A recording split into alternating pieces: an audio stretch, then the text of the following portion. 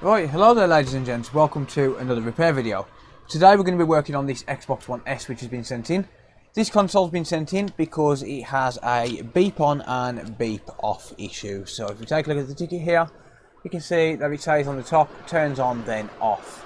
First of all, I'd like to apologise about the background noise. It is absolutely hammering it down and it's just decided to get worse as I hit record. So I apologise about the rain. But I need to get this done tonight, so unfortunately there's nothing I can do if I want to do a video on it. So, like always, I'm going to just plug it in and see what happens. And then I'll see if we can fix it. So, I'm going to grab a HDMI cable. Let's try and turn it on.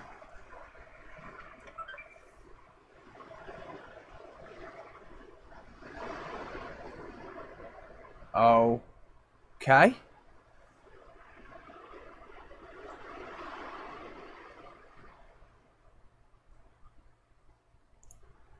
Well, that's just turned on, so what's going on with this then? Right. Okay, it's loading up.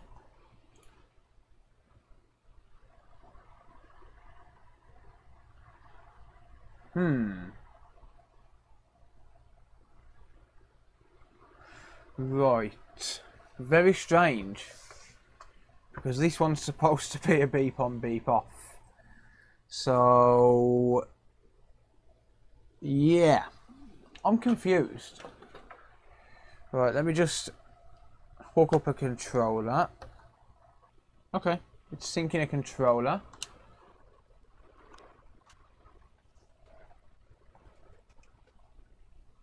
Right, I'm going to open it up anyway, and I'm going to see if there's any kind of liquid damage or anything like that.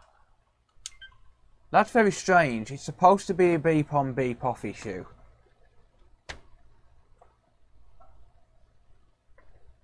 So this could have some sort of mild liquid damage. Yeah, let's just turn it on again. Alright, well I'm going to open it up anyway. I'm going to see what's going on. See if I can figure out what's happening with it.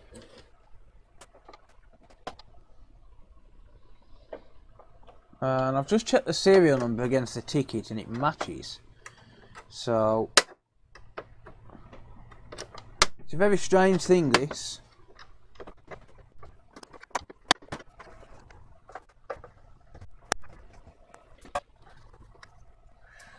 Right, okay, so I'll disassemble it then. And we'll see if we can figure out what's going on with it, shall we?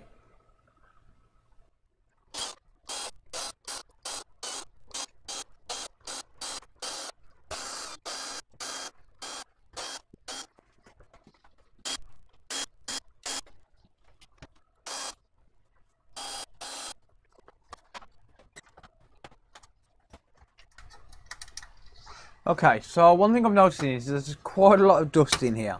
We've got a pretty big dust bunny there. So what I'm thinking is, has the customer sent it in for a no power issue because it's overheating? That is a very possible thing. That is very, very possible that it's overheated and the customer's assumed that it's got a problem with the motherboard itself. So I'm going to take a look at the board itself and then I'm going to see if there's anything obviously wrong with it, and if not, then I think it's probably just going to be service, fresh thermal paste and done, maybe. And I'll obviously give it a thorough test, but it's very weird how it's coming for beep on, beep off and it's not, there's nothing actually wrong. Or at least it doesn't appear to be anything actually wrong.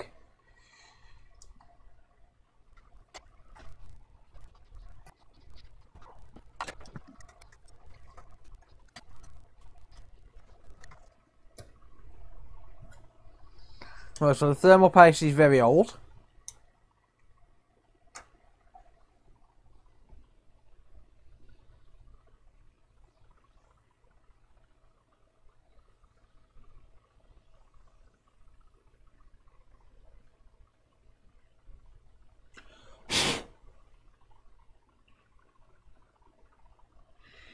Yeah.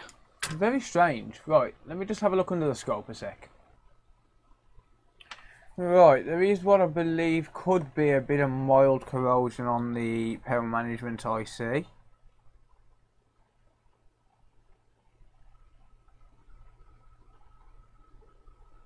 Yeah, that's mild corrosion.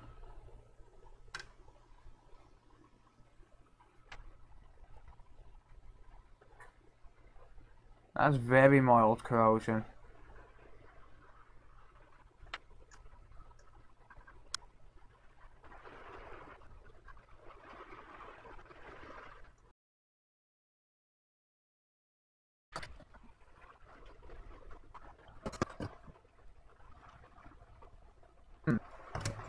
Right, that's weird. So I can see a tiny bit of corrosion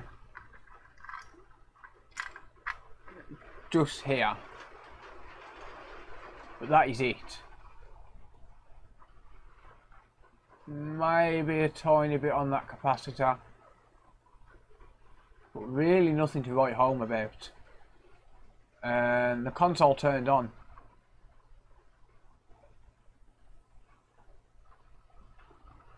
The console turned on for me.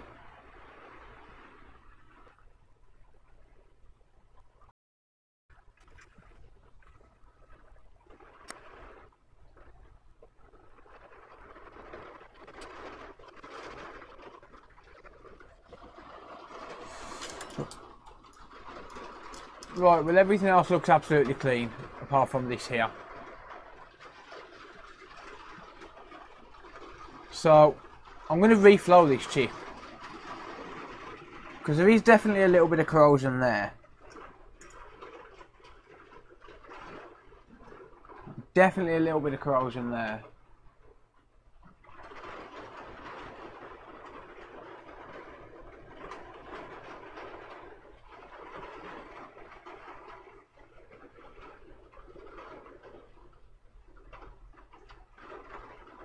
Yeah.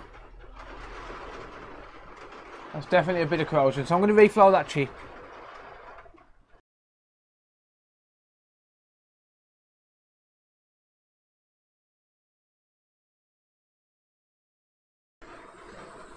Alright, so I'm going to use some hot air then. 440 degrees Celsius at 50% airflow.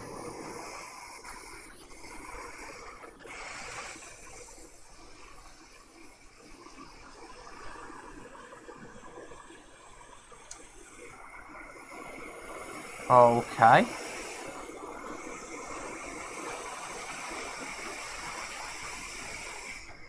Well, that's not meant to happen. That was a little bit strange how that chip just popped off. Very weird indeed. Okay, never mind. We'll pretend that didn't happen. Right, so let's add some more flux then.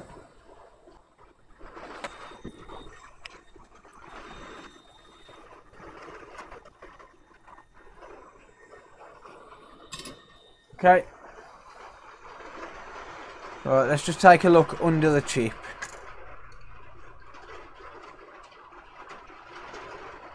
Yeah, let's just clean the joints up on there as well.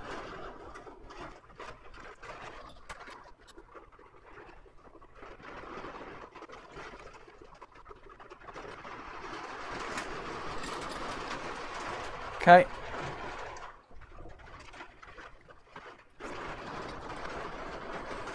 Let's pop this chip back on.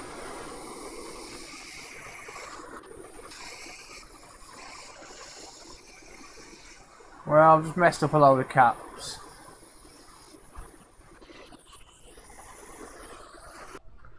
Right, so let's get this straightened up then.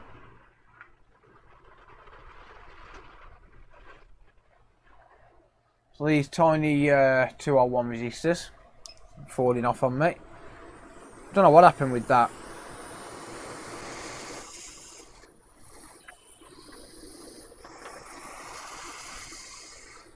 Right, there's one.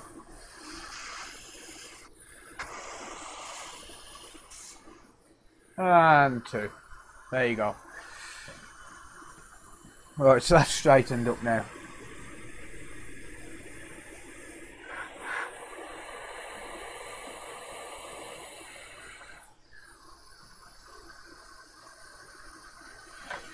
Okay, so let's get this chip on.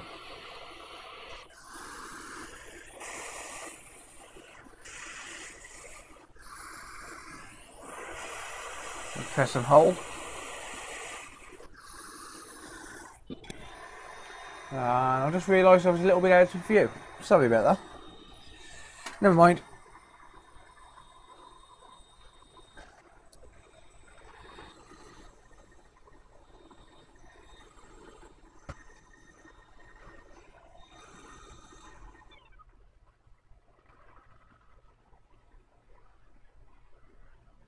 Damn it, I dropped that one again. Oh dear, I lost that one again.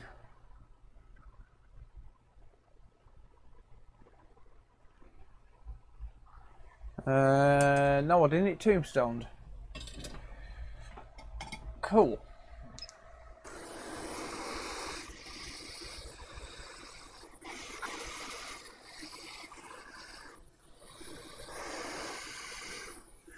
Okay. Right, so I'll just clean that up and then I'll have a look under the microscope, make sure it's all soldered correctly.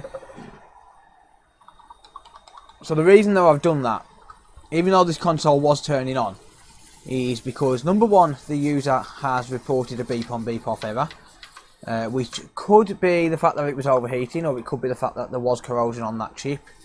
That chip is power management related and it could cause a beep on beep off situation, be it intermittent or not. It could cause a beep on beep off situation. So by taking the chip off, cleaning it up and resoldering it back onto the board, it tackles the issue and gets rid of it for the future.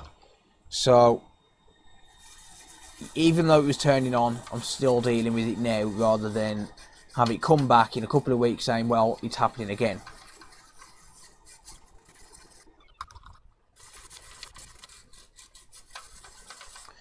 Okay, that should be clean enough. So I'll just dry that up and then I'll have a look at an angle, make sure that all the pads are soldered.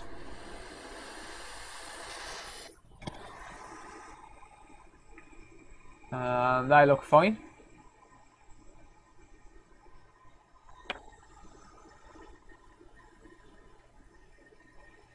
They look fine on that side.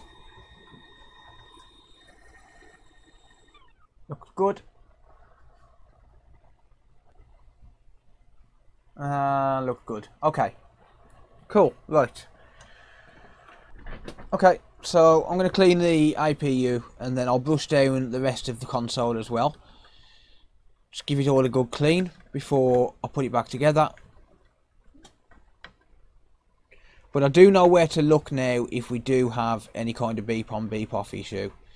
And this will go down in notes, because if I send this back and actually bill the customer for this, I've got to warranty it. So this will get written down in notes just so I know exactly where to look in the future.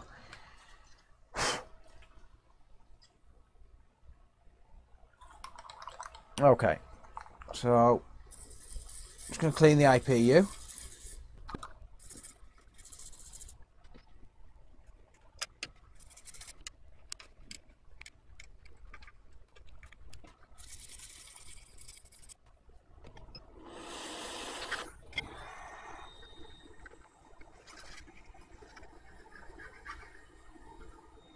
Okay, so I'm going to clean the rest of the board now. Just give it a brush down.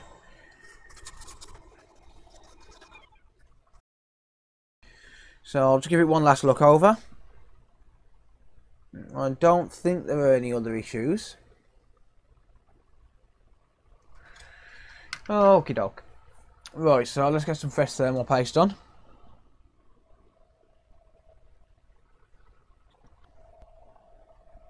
Perfect. And now I'm just going to clean the rest of the system as I'm reassembling it.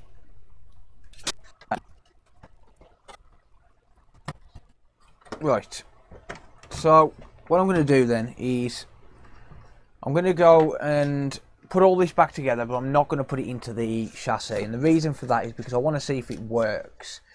And what I'm planning on doing, I think, is I'm going to leave it apart for tonight, and I'm going to leave it out in not the cold but the temperature of the workshop while I'm not in here, so when the heat is not on and things like that.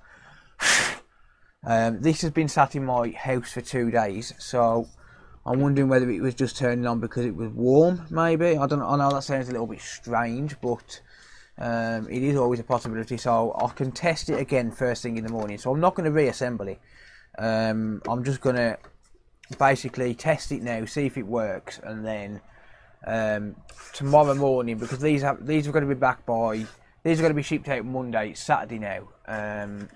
These are going to be shipped out Monday, and if I leave it disassembled tonight, this is going to be the last job for tonight. So if I leave it disassembled tonight and leave it on the workbench as it is, I can basically test it again in the morning and see what happens. I won't finish the video tomorrow unless it comes to it where I need to do another repair on it. But what I'll probably do is sign off on the video tonight, and if no more repairs are needed, then this video will go out as it is. And if any more repairs are needed, then I'd obviously edit the video for it to be for it to include the other repair as well. But I'm going to leave it all disassembled tonight, and that way then I can test it tomorrow morning. And that's probably my best option, because this, like I said, this came in for beep on beep off, a turn on and then turn off situation. So I need to make 100% sure that it's going to work. So what I might do is actually leave it disassembled all day tomorrow and just put it to one side on the bench, and just test it throughout the day. Just keep testing it throughout the day up until Monday morning. Well, reassembly on Sunday night and then final test on Monday morning. That's probably my best option, because like I said, these are going back out Monday morning now. They've got to be back in London by Tuesday. The entire batch, I mean. Okay, so I'm going to make sure there's no metal underneath, and there isn't. So I'll give it a full test now on video, and then I'm going to call this one done. As long as it works. I'm assuming it works. I am assuming it works, because it worked when I tried to turn it on just, and all I've done is cleaned up corrosion.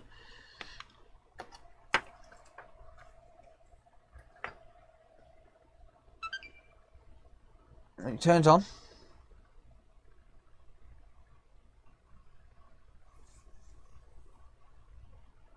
Let's have a look at the desktop then. Camera, Xbox logo.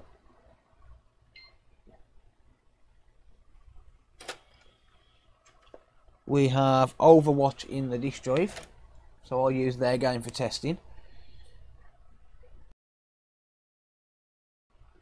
So I've tested 4K. 4K works. So realistically, all I've got to test is the USB ports, the front panel. Yeah, the front panel. I've checked the sync button, I've checked the eject button, I've checked the power button, so I don't need to check that.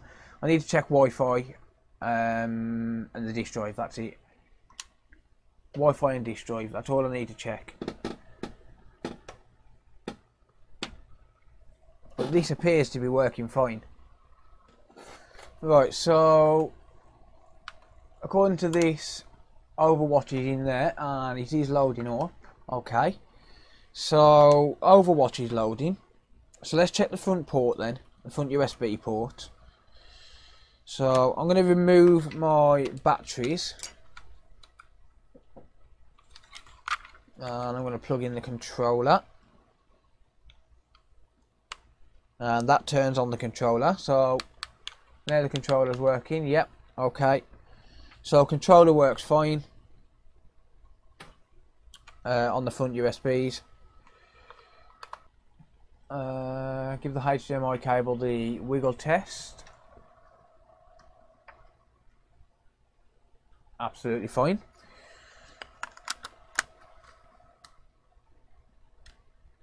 And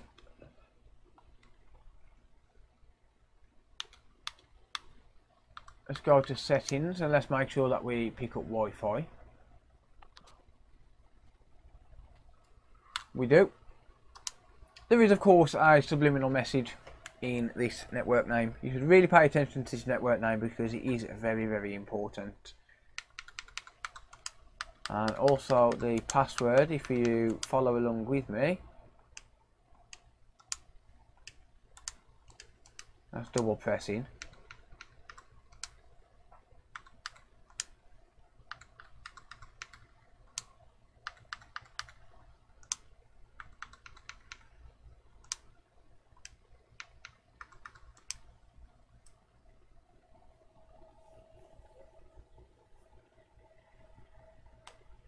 Good. Okay. Internet's good. So everything's working. I can't see anything else wrong with this. So I'm going to turn the console off for the rest of the night now. I'm going to call this fixed in air quotes. So let me explain why. Now, this console came in for no power.